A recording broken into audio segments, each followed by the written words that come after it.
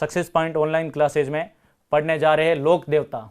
और उन लोक देवताओं में पहले हम पढ़ चुके हैं गोगा जी, रामदेव जी, तेजा जी, पाबू जी। आज हम पढ़ने जा रहे हैं वो लोक देवता। मारवाड़ की धरती से थोड़े उस साइड चलते हैं और पहुंचते हैं अजमेर भीलवाड़ा क्षेत्र में, और वहां से जो लोक देवता संबंधित है उस क्षेत्र में सबसे ज्यादा लोकप्रिय है टोंक, भीलवाड़ा, अजमेर का क्षेत्र है, गुर्जर बाहुल्य क्षेत्र है मित्रों। तो आज हम जिस लोक देवता को पढ़ने जा रहे हैं वो लोक देवता है देवनारायण जी। देवनारायण जी।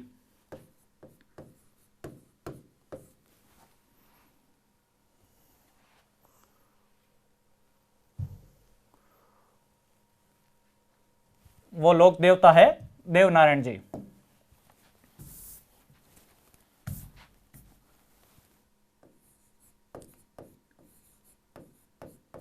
देवनारायण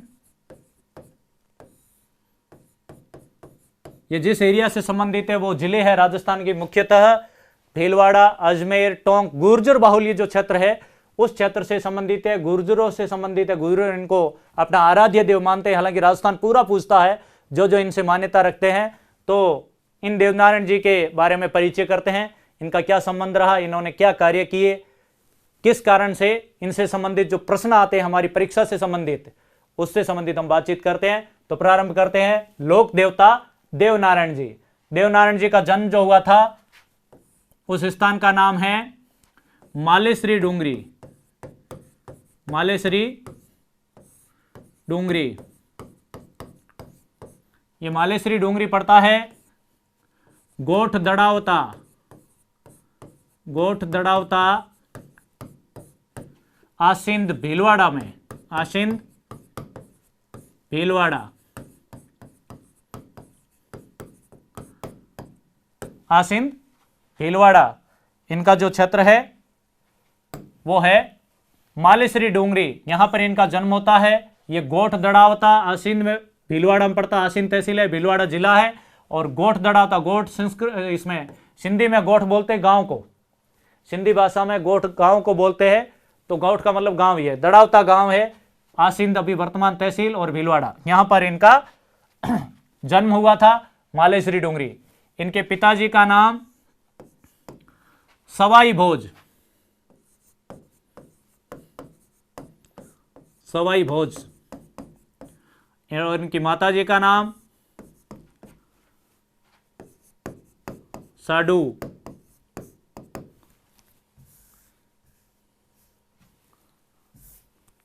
पिताजी का नाम सवाई भोज और माता का नाम साडू देवी।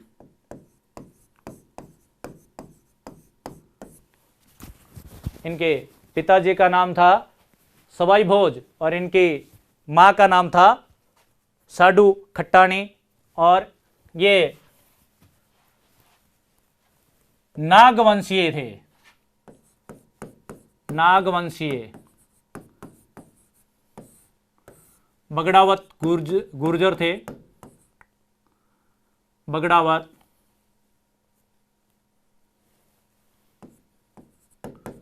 नागवंशीय बगड़ावत गुर्जर। इनका जो स्थान है, जन्म स्थान है मालेश्री डूंगरी। जन्म की जो तिथि है वो है माघ शुक्ला छठ। माघ शुक्ला छठ को, माघ शुक्ला छठ को इनका जन्म हुआ था। जन्म स्थान है मालेश्री डूंगरी, गोठ दड़ावता आसिंद। इनके पिताजी का नाम था सवाई भोज। इनकी माता का नाम साडू देवी खट्टाणी।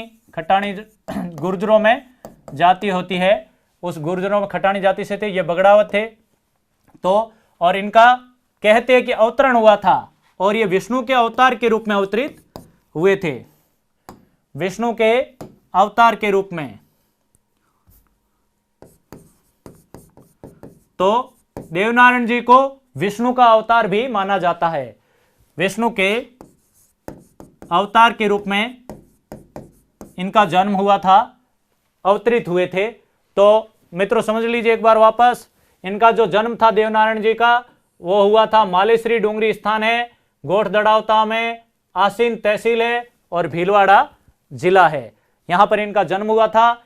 इनके पिताजी का नाम सवाई भोज, पिताजी का नाम सवाई भोज, इनकी माता का नाम साडू खट्टाणी, और विष्णु जी के अवतार के रूप में नागवंशीय बगड़ावत गुर्जर परिवार में इनका जन्म हुआ था। मित्रों, यहां पर एक कहानी चलती है। कहते हैं कि सवाई भोज गुर्जर जाति है, वो गायों से जुड़ा हुआ काम करती है। आपको आज भी पता है, सबसे ज्यादा दूध बेचने का जो काम किया जा रहा है राजस्थान के अंदर, दूध सप्लाई का सबसे बड़ा काम किया गया जा रहा है, वो गुर्जर जाति के द्वारा किया जा रहा है। तो इनका मुख्य जो व्यवसाय है गुर्जर जाति का है, वो है दूध व्यवसाय है। और विशेषकर दूध व्यवसाय है तो ये किससे, गायों से जुड़े हुए हैं। गायों का इनके पहले ही महत्व था। कहते हैं ऐसा सुनने में कि जो सवाई भोज है, इनका ये भी एक बड़े लोक देवता है। सवाई भोज भी देवनारायण जी के पिताजी भी राजस्थान के लोक देवताओं में प्रमुख रूप से पूजे जाते हैं। इन सवाई भोज का और भिनाई के शासक दुर्जनसाल,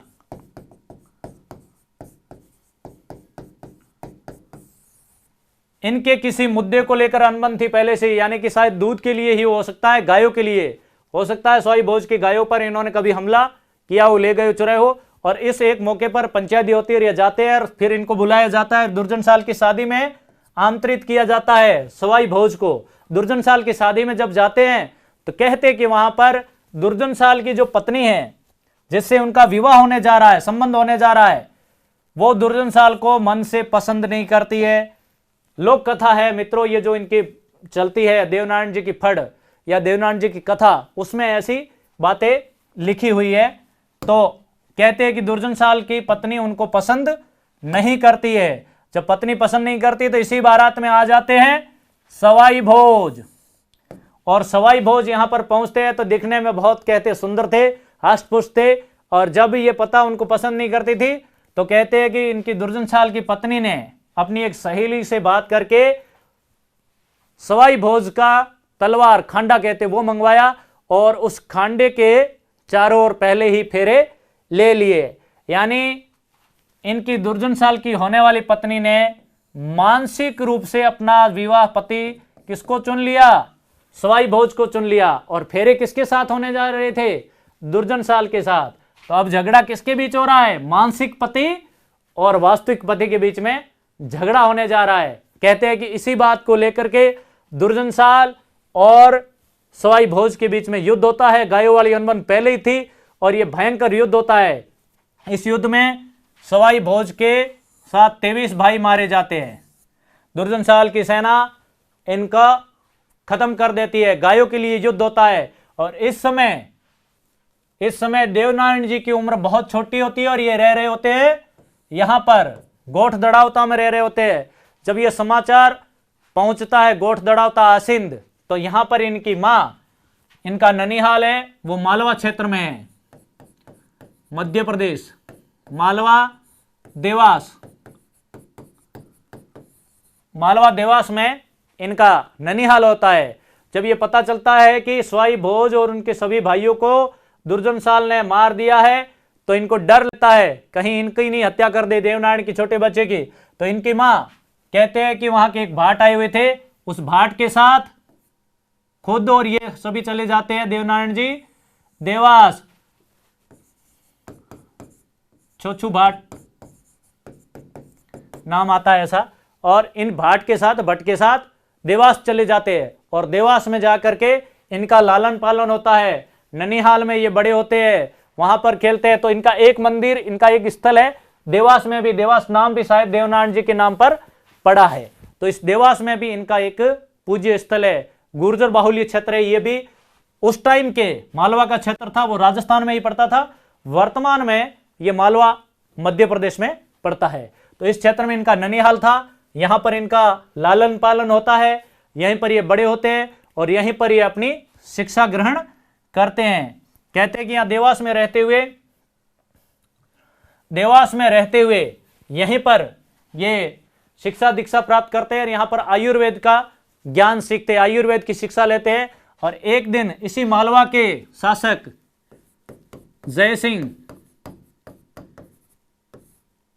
की पुत्री है वो बीमार पड़ जाती है, नाम था पीपल दे, जय सिंह की पुत्री थी, मालवा के शासक जय सिंह की पुत्री बीमार हो जाती है और अपने आयुर्वेद के ज्ञान का पता जब वहां पर चलता है तो ये देवनारायण जी को वहां पर बुलाते हैं कि देवनारायण जी एक ऐसे आयुर्वेद के ज्ञाता बैठे हैं, उनको मिलाया जाए। और ये देवनारायण जी यहां पर पहुंचते हैं, पीपल दे को ठीक कर देते हैं, और जब पीपल दे को ठीक कर देते हैं, जिसका बचने की कोई संभावना थी, असाध्य रोग था, उस रोग को ठीक कर देते हैं। इससे ये प्रसन्न हो जाते हैं और पीपल दे भी प्रसन्न हो जाती है और कहते हैं कि इनका विवाह कर दिया जाता है देवनारायण के साथ। तो देवनारायण का विवाह ननिहाल में ही होता है। देवनारायण का विवाह किनके साथ होता है? पीपल दे के साथ। इनकी पत्नी का नाम पीपल दे, यही पीपल दे के साथ इनका विवाह हो जाता है। जब ये बड़े होते हैं तो अब ये वापसी करते हैं अपने गांव, आसिंद आ जाते हैं। देवनारायण जी को इसी कारण, आयुर्वेद के कारण, आयुर्वेद का ज्ञाता लोक देवता भी कहते हैं, एकमात्र लोक देवता जिनको आयुर्वेद का ज्ञान था। तो आयुर्वेद के ज्ञाता कौन थे? आयुर्वेद के ज्ञाता, आयुर्वेद के ज्ञाता यही देवनारायण जी। आयुर्वेद के ज्ञाता के रूप में अगर प्रश्न आता है कई बार, कौन से लोक देवता को आयुर्वेद का ज्ञान था, तो आयुर्वेद का ज्ञान था वो देवनारायण जी को था। और इन्होंने इसी अपनी विद्या के बल पर रिश्ता भी कर लिया, शादी भी कर ली। वो भी एक किससे? अपने से ऊपर महाराजा की बेटी थी जय सिंह। मालवा का क्षेत्र बहुत ही फेमस था। परमार, धार के परमार नाम चलता है। परमार अतणी धरती जो है ये परमारों की है। धार तना परमार, परमार अतणी धरती, धार।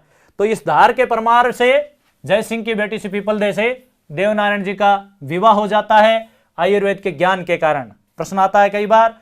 यहां से ये आ जाते हैं आसिंद, और आसिंद आने के बाद अपने पिता का बदला लेने के लिए ये पहुंच जाते हैं किससे युद्ध करने? दुर्जनशाल से। दुर्जनशाल से युद्ध करते हैं और दुर्जनशाल का वध कर देते हैं। कहां पर? यह क्षेत्र है मसूदा के पास, देवमाली। देवमाली अजमेर जिले में है। यहां पर देवमाली में युद्ध करने के बाद यहां पहुंचते, सॉरी ये भिनाए, मसूदा नहीं भिनाए। मित्रों दुर्जनशाल का जो क्षेत्र वो भिनाए है। भिनाए में इनकी हत्या कर देते, वध कर देते हैं, और उसके बाद आ जाते हैं देवमाली। यह क्षेत्र पड़ता है मसूदा में, यह भी अजमेर में है। मसूदा देवमाली में अजमेर जिले में पड़ता है। यहीं पर आकर के रहते हैं और यहीं पर कहते हैं कि इनको देवगति प्राप्त होती है, यानी कि अवतार लिया और अवतार के बाद सीधे सीधे बैंकुट धाम पहुंचते हैं, गुफा में समाधि ले लेते हैं, ऐसा कहा जाता है। यहां पर घटना घटती है। अपने पीछे जो शिष्य होते हैं, साथ में होते हैं, उनको कहते हैं, यहीं पर एक गुफा में प्रवेश कर जाते हैं और कहते हैं कि 5 दिन तक इंतजार करना, अगर मैं नहीं आऊं तो फिर यहां पर मेरे प्रतीक चिन्ह के रूप में ईंटें मिलेगी। क्या मिलेगी? ईंटें, कच्ची ईंटें। ये देवमाली देवनारायण जी का सबसे जो प्रमुख स्थल है, पूजा स्थल है या उनसे संबंधित जो पवित्र स्थल है गुर्जरों के लिए, वो देवमाली है। इसी देवमाली में ये देवगति को प्राप्त करते हैं। देवमाली में ही देवनारायण जी देवगति को प्राप्त करते हैं। और ये तिथि होती है भादवा शुक्ल सप्तमी। भादवा शुक्ल सप्तमी को, भादवा शुक्ल सप्तमी को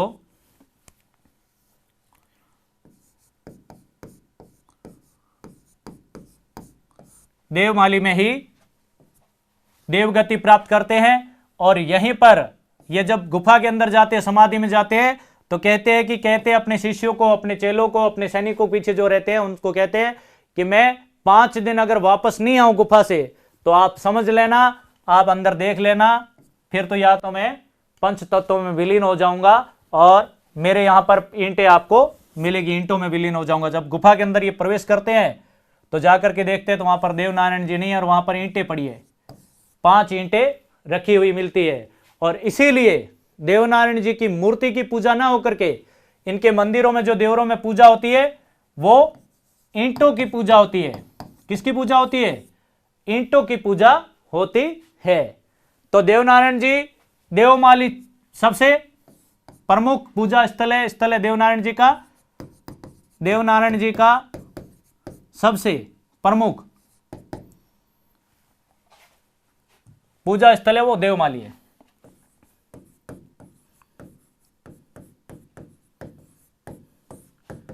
देवगति प्राप्त की देवनारायण जी ने।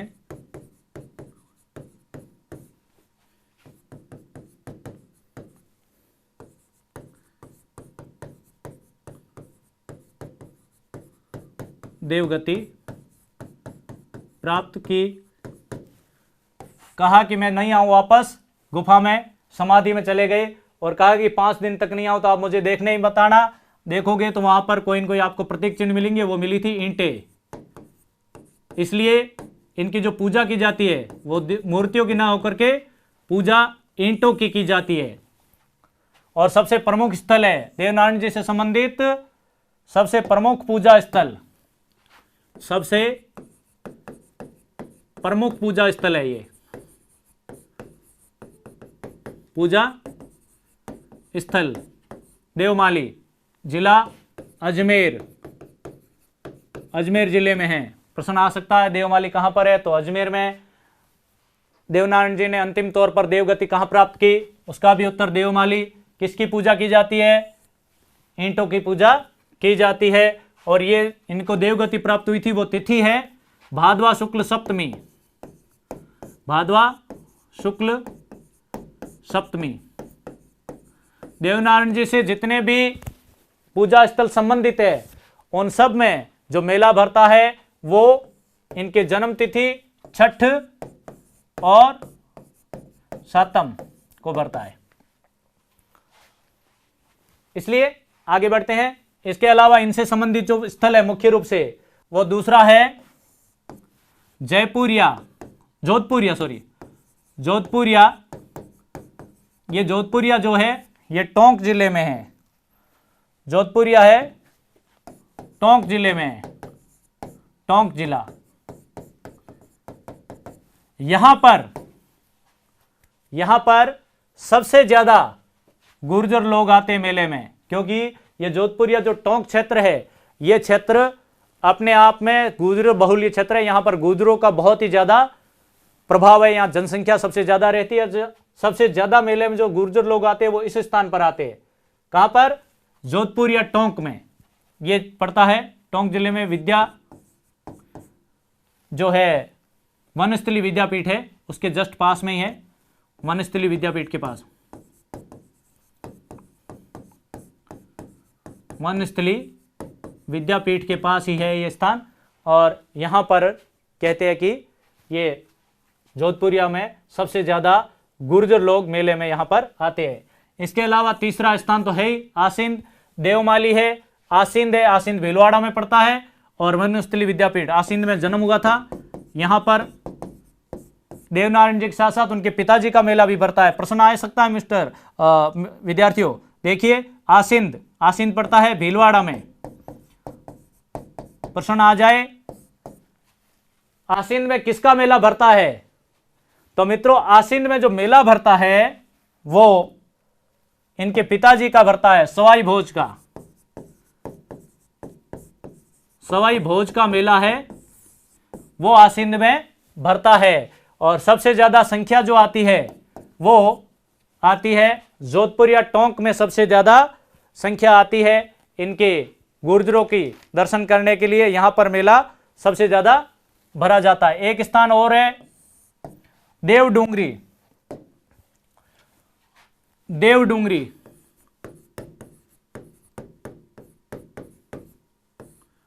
देवडोंगरी स्थान है चित्तौड़गढ़ में।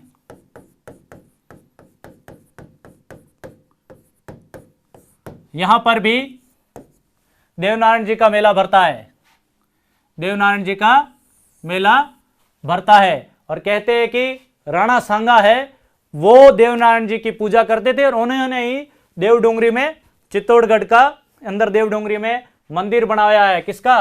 देवनारायण जी का मंदिर।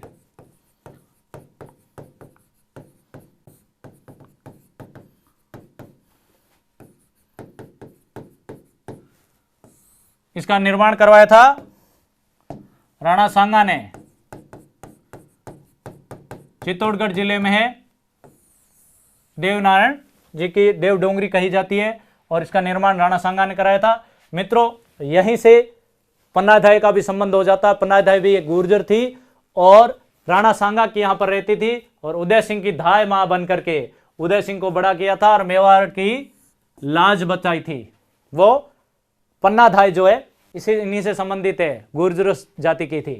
तो इतनी स्वामी भक्त आज तक इतिहास में कोई हुई नहीं। तो ये थे देवनारायण जी से संबंधित प्रमुख प्रमुख स्थान, देवनारायण जी का जन्म, देवनारायण जी का विवाह, इन सब से संबंधित हमने पूरे तरीके से एक बार पुनः वापस चल करके देख लेते हैं स्टार्ट से।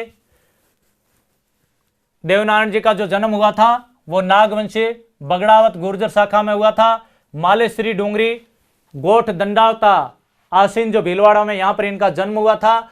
और यहां से बचपन में ये चले जाते हैं अपने देवास, ननिहाल, मालवा, क्योंकि इनके पिताजी स्वाई भोज की युद्ध में मृत्यु हो जाती है। और इनका जो युद्ध चलता है वो दुर्जन शाह भिनाई के शासक है अजमेर के, उनके साथ गायों को लेकर के युद्ध होता है और युद्ध में स्वाई भोज और उनके 23 भाई मारे जाते हैं। इस कारण से उनको, देवनारायण जी को, मालवा में रहना पड़ता है। इनका बचपन मालवा में बीतता है, वहीं शिक्षा दीक्षा लेते हैं और यहाँ पर ये आयुर्वेद का ज्ञान सीख जाते हैं। और इसी आयुर्वेद के ज्ञान के बल पर ये मालवा के शासक जय सिंह की पुत्री पीपल देव को ठीक करते हैं और उसी पीपल देव का विवाह बाद में देवनारायण जी के साथ कर दिया जाता है। तो इनको आयुर्वेद के ज्ञाता के रूप में भी कई बार प्रश्न आता है। इनको विष्णु का अवतार माना जाता है, अवतरित हुए थे। और नागवंशी, इनका जो प्रतीक चिन्ह है, प्रतीक चिन्ह है वो नाग है, नागों की देवता न है, लेकिन इनका प्रतीक चिन्ह जो है वो सांप या नाग, सांप या नाग है, नाग है। किसी का लोक देवता हमने ज्यादातर पढ़े अश्वारोही भाला लिए, तो इनका प्रतीक चिन्ह नाग है। इसे आगे बढ़ते हैं मित्रों। जय सिंह की पुत्री पीपल देव से इनका विवाह हो जाता है और वहां से वे आसिंद आते हैं, आसिंद आकर वापस भिनाए जाते हैं और दुर्जन साल की वध कर देते हैं, युद्ध करते हैं, दुर्जन साल को वध कर देते हैं। वहां से चले आते हैं देवमाली। देवमाली जो है ये भी अजमेर में स्थान है, यहीं पर ये देवगति को प्राप्त करते हैं। मसूदा के पास क्षेत्र है और यहां पर कहते हैं कि इन्होंने कह रखा था कि मैं जा रहा हूं गुफा के अंदर, अगर 5 दिन वापस ना आऊं तो यहां पर मेरे प्रतीक चिन्ह के रूप में ईंटें मिलेगी। इसलिए देवनारायण जी की जो पूजा की जाती है उसमें ईंटों की पूजा की जाती है। और ये देवगति को प्राप्त हुए थे, वो तिथि थी भादवा शुक्ला सप्तमी, इसलिए इनका मेला जो भरता है हमेशा भादवा शुक्ला सप्तमी को भरता है। आसिंद जो क्षेत्र है, आसिंद जो क्षेत्र है, यहां पर भी देवनारायण जी का मंदिर है और साथ साथ में इनके पिताजी सवाई भोज का मंदिर है। यहां पर जो पूजा होती है वो होती है नीम के पत्तों से पूजा की जाती है, नीम के पत्तों से। और कहते हैं मित्रों हमारे यहां पर भी मारवाड़ में भी आखा लिया जाता है, आखा लिया जाता है, उसमें जौ और गेहूं डाल करके मंदिर में रखे जाते हैं और उसको उठा करके देखा जाता है। अगर विषम कोई अंक आ जाए या एक ही का अंक आ जाए तो शुभ माना जाता है। तो देवनारायण जी के मंदिर में भी आखा लिया जाता है और पत्तियों को पत्ती आना कहते हैं। ऐसे थाली रखी जाती है और वहां से उड़ करके पूजा की जो पत्ती है वो अगर आ जाए तो शुभ माना जाता है। तो इनके नीम के पत्तों द्वारा पूजा होती है। इसके अलावा इनका जो अन्य स्थान है, पूजा स्थल है, वो है जोधपुर या टोंक में, ये वनस्थली के पास है। यहां पर सबसे ज्यादा गुर्जर मेले में आते हैं, सबसे अधिक संख्या में गुर्जर आते हैं मेले में, क्योंकि यहां पर गुर्जर बहुल क्षेत्र है। गुर्जर है वो मेले में आते हैं। तो ये देवमाली, आसिंद और जोधपुरिया 3 स्थान है जहां पर, और चौथा स्थान है वो है चित्तौड़गढ़ में। चौथा स्थान है वो है चित्तौड़गढ़ में, देवडोंगरी स्थान है, और इस देवडोंगरी का निर्माण कराया था राणा सांगा ने। तो ये 4 स्थल है, और 5वां स्थल है वो देवास में है, मध्य प्रदेश मालवा में, वर्तमान में मालवा पूजा स्थल। देवनारायण जी यहाँ पर बहुत ही लोकप्रिय लोक देवता के रूप में इन क्षेत्रों में, विशेषकर गुर्जर बाहुल्य क्षेत्रों में पूजे जाते हैं। इसके अलावा देवनारायण जी से संबंधित जो मुख्य बातें हैं जिनको अक्सर पूछा गया है प्रश्नों के रूप में, तो हम देखते हैं एक बार क्रमशः इनसे संबंधित मुख्य बातें ले लेते हैं। मुख्य बातें देवनारायण जी से संबंधित।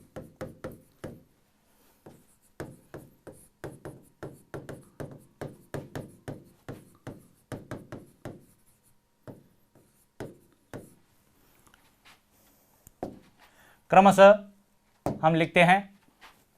मुख्य बातों में देवनारायण जी को विष्णु का अवतार माना जाता है।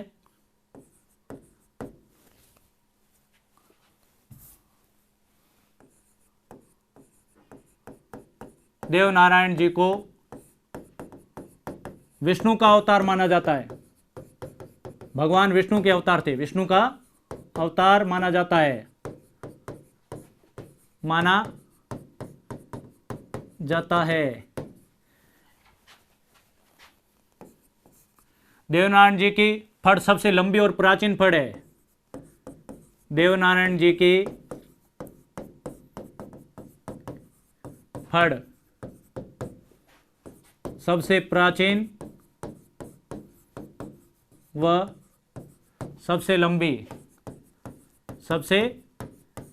फड़ है, लंबी फड़।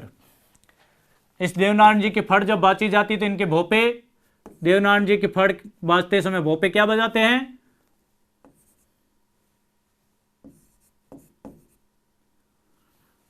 देवनारायण जी की फड़ बाजते समय भोपे